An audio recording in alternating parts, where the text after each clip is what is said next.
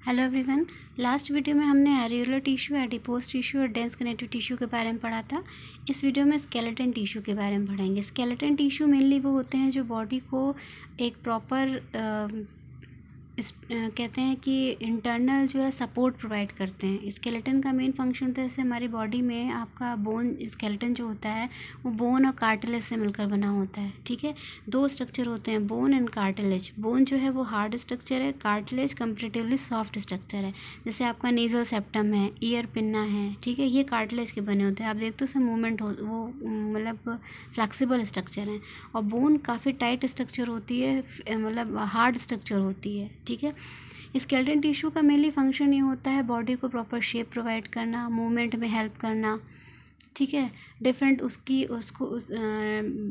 तरह की जो है बॉडी का शेप मेंटेन करना, ये कई सारे इसके फंक्शन होते हैं स्केलेटन टिश्यू के। जैसे सपोज अगर आपकी बॉडी में स्केलेटन सिस्टम नहीं होगा तो आप सीधे खड़े नहीं हो पाओगे, चल नहीं पाओगे। ओके, बॉडी का प्रॉपर शेप नहीं होगा, फंक्शनिंग प्रॉपर नहीं होगी। तो these function mainly controlled by skeleton tissue. Okay, तो एज आई टोल्ड यू कि मेनली जो स्केलेटन टिश्यू होते हैं दो तरीके के होते हैं, बोन एंड कार्टिलेज। बोन जो होता है वो कंपेरेटिवली जो है हार्ड स्ट्रक्चर होता है। ठीक है, it is hard, tough and inelastic. Hard होता है, टफ होता है, इनइलास्टिक, यानी इसमें फ्लेक्सिबिलिटी नहीं होती है। जो बोन्स होती हैं, bones mainly made up of osteoblast cell या ऑस्टियोसाइट सेल। ठीक है, इन सेल से मिलकर इनका फॉर्मेशन होता है। इन केस ऑफ मैमल, ये सेल्स जो होती हैं एक कंसेंट्रिक रिंग में प्रेजेंट होती हैं इस तरीके से। इसको हम हार्वेसियन कैनॉल कहते हैं। ये मेनली जो मेमेलियन बोन होती है उसका कैरेक्टरिस्टिक फीचर्स होता है। ये बीच में फ्लूइड कनेक्टिव टिश्यू होता है, इस तरीके से एक कंसेंट्रिक रिंग के फॉर्म में होती है। तो इस स्ट्रक्चर को मेनली हम जो है हार्वेसियन कैनाल कहते हैं।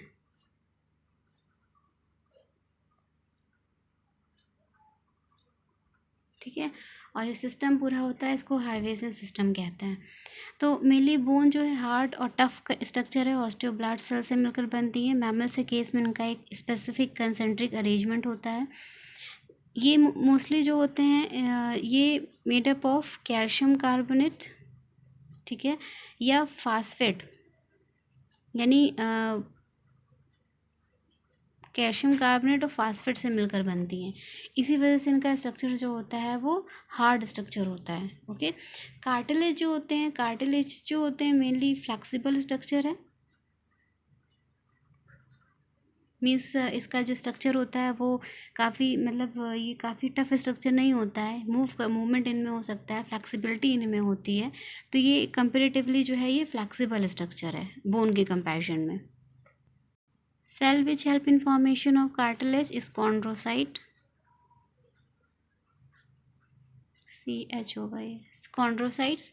ठीक है, और मेनली जो ये होती हैं इन मेड अप ऑफ ऑर्गेनिक, जैसे ये कैल्शियम फास्फेट और उससे बने, कैल्शियम कार्बोनेट और फास्फेट से बने होते हैं। ये आपके जो है ऑर्गेनिक मैटर, शुगर से फॉर्मेशन होता है इसका। ओके, इनमें ब्लड सप्लाई जो है कार्टिलेज, बोन के केस में रिच ब्लड सप्लाई होती है, और इनमें ब्लड सप्लाई एब्सेंट होती है, नहीं होती है इनमें ब्लड सप्लाई। ओके, कुछ ही पोर्शंस होते हैं, आगे आप भी पढ़ोगे कहाँ पर होती है, लेकिन मोस्टली कार्टिलेज में ब्लड सप्लाई जो है वो नहीं होती है। ओके, तो simply it is bone and cartilage. Bone जो है वो कॉन्ड्रोसाइट सेल, ऑस्टियोब्लास्ट सेल से मिलकर बनते हैं। हार्ड टफ इलास्टिक स्ट्रक्चर है, made up of calcium carbonate and phosphate. And cartilage flexible structure है, made up of chondrocytes, organic matter, sugar, phosphate से मिलकर बनते हैं। और इसमें ब्लड का जो सर्कुलेशन होता है, ब्लड जो सप्लाई होती है वो कम होती है, कम या नहीं होती है। ठीक है, इसका आप एग्जांपल जानते हो, जैसे फीमर है, आपकी ह्यूमरस है, स्कल है, ये सब हार्ड बोन स्ट्रक्चर हैं। और कार्टिलेज मेनली आपके ईयर पिन्ना, नेजल सेप्टम में प्रेजेंट होते हैं। Okay, Next tissue is blood. Blood is a fluid connective tissue.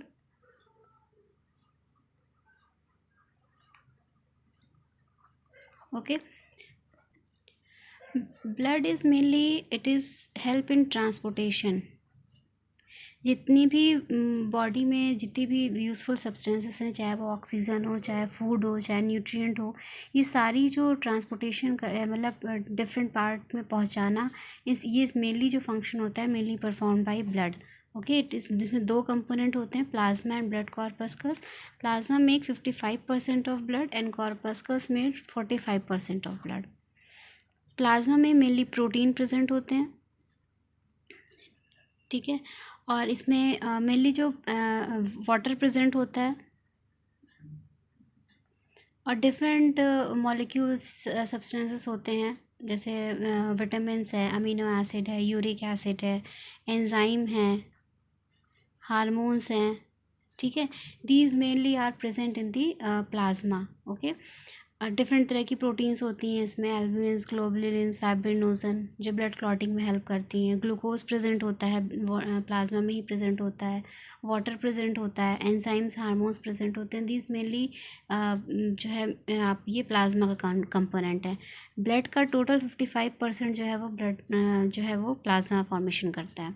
अब बाकी 45% जो होती हैं कॉर्पस्कल्स फॉर्मेशन करती हैं. कॉर्पस्कल्स 3 तरह की होती हैं. ये सस्पेंडेड होती हैं प्लाज्मा में. जैसे सपोज़ ये आपकी ब्लड वेसल है, मे बी आर्टरी और वेन, तो ये ब्लड वेसल में ये ब्लड फ्लो हो रहा है, ठीक है. तो ब्लड फ्लो में ये जो आपका लिक्विड सब्सटेंस है जिसमें आपकी आरबीसी सस्पेंडेड रहती हैं, डब्ल्यूबीसी सस्पेंडेड रहती हैं, ये ऐसे ये आपका ब्लड है, ठीक है. तो ये जो लिक्विड सब्सटेंस है जिसमें डिफरेंट ये कॉर्पस्कल्स है स्ट्रक्चर दिख रहे हैं, दीज आर ब्लड कॉर्पस्कल्स. और जो लिक्विड सब्सटेंस है इसको मेनली हम प्लाज्मा कहते हैं. तो ब्लड कॉर्पस्कल्स होती हैं 3 तरह की होती हैं, RBC, WBC and platelets. RBC का मेन फंक्शन होता है help in transportation of oxygen and carbon dioxide. Okay, oxygen और कार्बन डाइऑक्साइड के ट्रांसपोर्टेशन में हेल्प करती है. डब्ल्यूबीसी, इट प्रोवाइड इम्यूनिटी, जो आपका इम्यून सिस्टम होता है, यानी डिफरेंट डिजीज़ के अगेंस्ट जो हम अपनी प्रोटेक्शन कर पाते हैं, ये मेनली डब्ल्यूबीसी का फंक्शन होता है. Platelets is help in clotting of blood,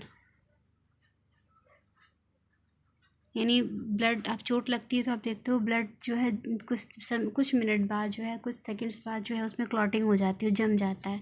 तो mainly it is perform by platelets. Okay, तो simple it is the composition of blood. Blood mainly made up of plasma and blood corpuscles. Plasma makes 55% and blood corpuscles made 45%.